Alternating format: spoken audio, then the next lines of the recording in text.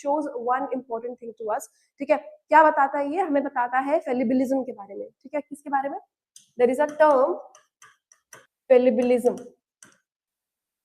ठीक है, जो अब आप पॉलिटी में भी लिख सकते हैं, आप लिख सकते हैं ऐसे में भी, आप लिख सकते हैं एथिक्स में भी, गवर्नेंस के एग्जाम में भी, राइट. तो दिस फेलिबिलिज्म टर्म, ठीक है, ये एक थिंकर कार्ल पॉपर ने दिया है हमारे पास, given to us by Karl Popper. ठीक है, लिख लीजिए.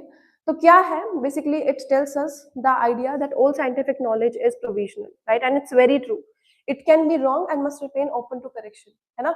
और इसरो ने भी यही कहीं ना कहीं कमेंट दी है, right, that they look into the matter, they'll investigate that what went wrong, right, we'll try to analyze it and we'll correct it for the future terms also, right.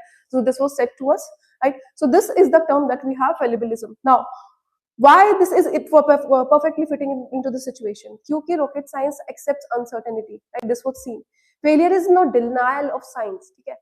Yes, it happened twice, but there might be the reason of it, right. They'll correct it and they'll come back with it, okay. तीसरी बार में, you know, it can be success also, right. So ISRO immediately began error identification, ठीक है.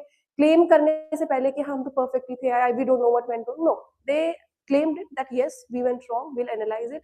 We'll basically try to correct it, and in futures you'll see the success. ठीक है. So this PSLV C62 mission, which happened like in January 12, 2026, it basically tells us about this term only. ठीक है, fallibilism, which is basically explaining us कि scientific knowledge जो है वो provisional है, and yes, errors could be made, right, problems हो सकती है, right, and it could be corrected also. So this was the term that was given to us by Karl Popper. Got it? अच्छा, अब problem समझेंगे exactly, ठीक है. we'll try to link it with basically history also. we'll try to understand again PSLV and what are the 3 stages of it, और third stage में कैसे गलती हुई, right. we'll try to analyze each and every part of it. अब ये जो news है ये है लॉन्च फेलियर के बारे में, ठीक है. और for UPSC failures are very very important, ठीक है. जितना ज्यादा सक्सेस के बारे में यूपीएससी पूछता है उतना ज्यादा ही फेलियर्स के बारे में भी पूछता है, ठीक है. क्योंकि वो बार बार क्वेश्चंस पूछता है कि साइंटिफिक टेम्पर्स कैसे कैसे हो सकते हैं, इंस्टीट्यूशनल लर्निंग्स कैसे कैसे होती है, गवर्नेंस मैच्योरिटी कैसे कैसे होती है. This is why this news is very important for you, especially for prelims, ठीक है.